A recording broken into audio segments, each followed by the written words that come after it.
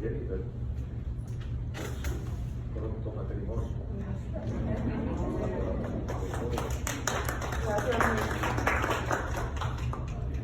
Un placer tenerte aquí.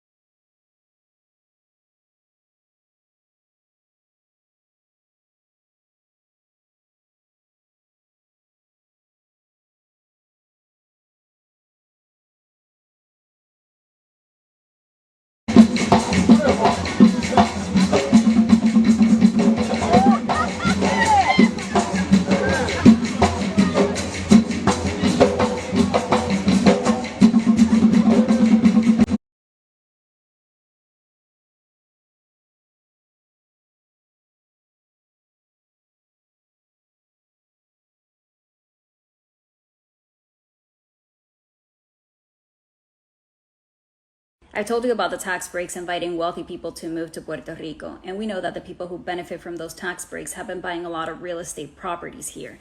In this case, it was a man from Rhode Island who bought this entire building in the town of Quebradillas and asked all 17 families to move. So what is Puerto Rico?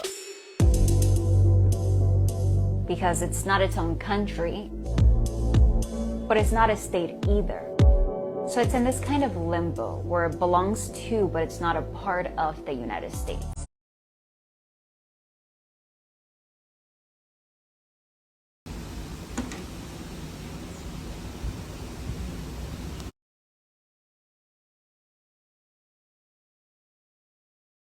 Spanish and Spanish only. Que voy a hablar, espérate. So, como yo dije, perdón, tú sabes que mi español está muy ratata. I really feel you and understand you on this. In fact, I feel like one of the things that first started awakening and connecting me in a deep way to my Indigenous heritage was connecting with the Lakota Sioux in Standing.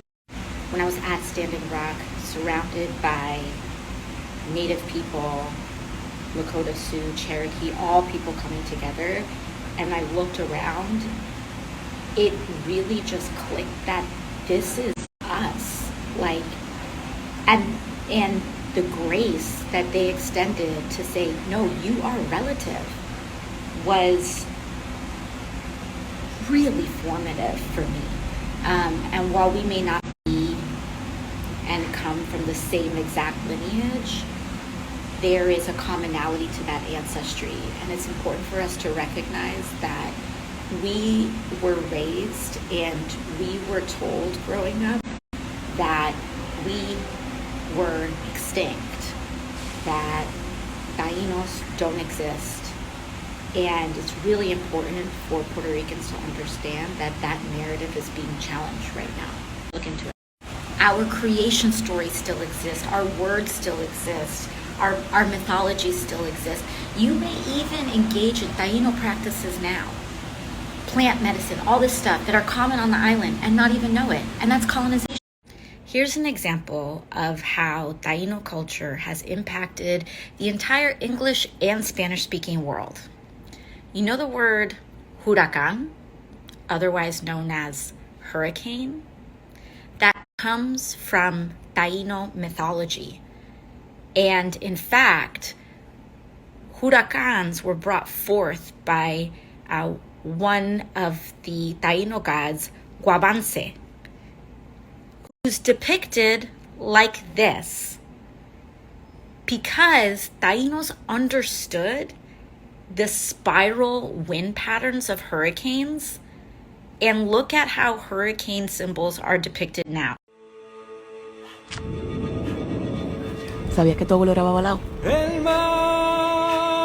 Él creía que esa conexión con los seres espirituales era lo que nos ayudaba en los momentos más difíciles. One more thing that's also super important to note is that our culture isn't just Taino, it's also Yoruba. So when our African ancestors were brought and enslaved to the island, they also brought Yoruba culture, which is why when you look at some of our most famous songs like Aguanile, they talk about Yemaya, Yemaya, oh, Yemaya. That is Yoruba culture.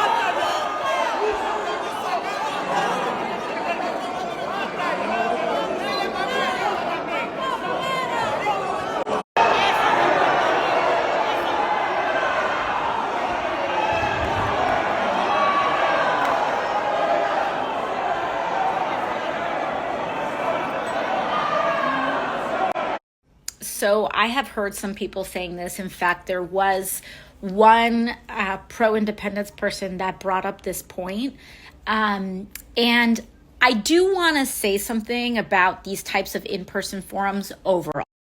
So as an elected official, I have seen my fair amount of public forums, whether they're town halls, even back in New York, community board meetings, etc., of all different kinds of subjects that are being debated and discussed. And it is a consistent dynamic that in-person meetings like that, especially when they're held at like Thursday at 6 p.m., today's a Saturday, it's not that, but still, they tend to favor very specific kinds of people. A lot of times it turns out much older people who are retired or privileged people who have time on their hands, because when you're working two jobs, it's hard to attend things like that. And so I do think it's important to note that having a public forum is important, but it's also, we have to have more diverse forms of input, which is why we also have digital input. And I really strongly suggest, if you felt like a certain perspective was not included, to, include it there. But yeah, there were aspects of this that were, I would argue a little slanted. I came in through the back of the hall, but I heard that there were super pro-statehood signs in the front that I wasn't aware of were going to be there. And like I said, Puerto Rican politics is really intense and really crazy. And that is part of why this issue has been so fraught for so long. And that is why, to me, my central focus is how do we build a process that is actually truly objective and legitimate? Because if a process unfolds that all parties and people don't respect or see as legitimate or fair, then the plebiscite won't be legitimate or fair, and the result will not be legitimate or fair, and we can't have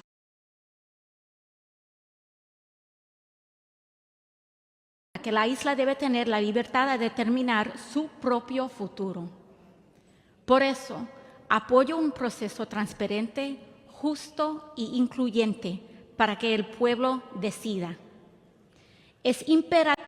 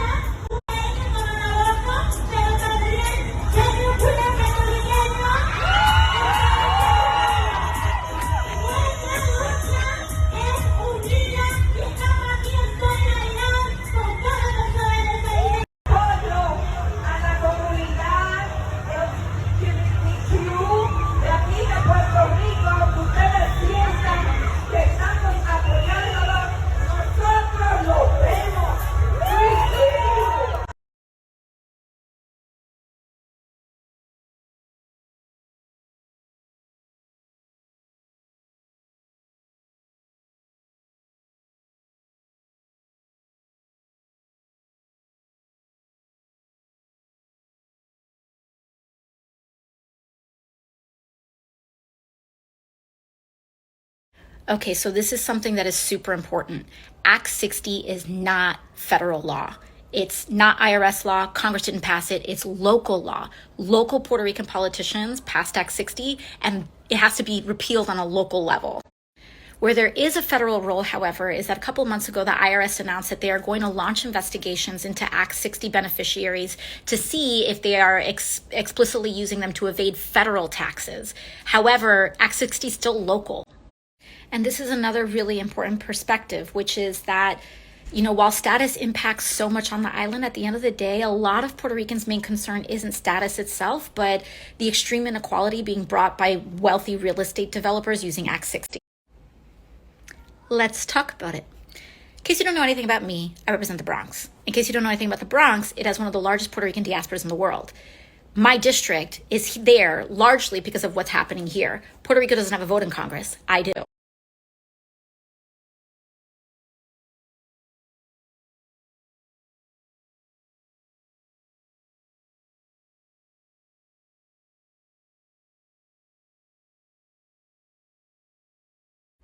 So there's a lot to this. One, the U.S. federal government forces Puerto Ricans and Latinos to pick a race when we're a multiracial people, except they don't recognize our native identities. People don't want to appropriate Black culture. There's colorism involved. So a lot of really not white people pick white because they don't know what to do / are scared.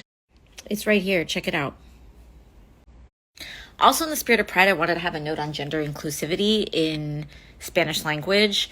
People sometimes like to make a lot of drama over the term Latinx. But even before Latinx, people were trying to do this, like, use an at to have the A and the O together. Gender is fluid, language is fluid, and I think people right now are using the E term as gender neutral in order to be as inclusive as possible. Don't have to make drama over it. I also have a mini rant about this because there are some politicians, including Democratic politicians, that rail against the term Latinx. And they're like, this is so bad. This is so bad for the party, like blah, blah, blah. And like, it's almost as though it has not struck some of these folks that another person's identity is not about your reelection prospects. Like, this is not about you. Second of all, if putting a little X on your campaign literature is what you think is the difference between winning or losing an election, you need to talk about healthcare more. You need to raise people's wages. You need to talk about more issues that also matter to people. That being said, why are people opting for trying to use Latine over Latinx? Well, Latinx can be convenient in written form because you just put down an X and people can kind of mentally put in whatever vowel they identify with. But it's kind of hard to say. So Latine, you avoid the masculine O, you avoid the feminine A. Latine, E, is a little more neutral, so it can be more inclusive to people. For example, saying nosotres. That being said, if you don't want to use it, no one's forcing you to. But for people who enjoy trying to figure out language and have it meet the modern age, that's kind of where it's at.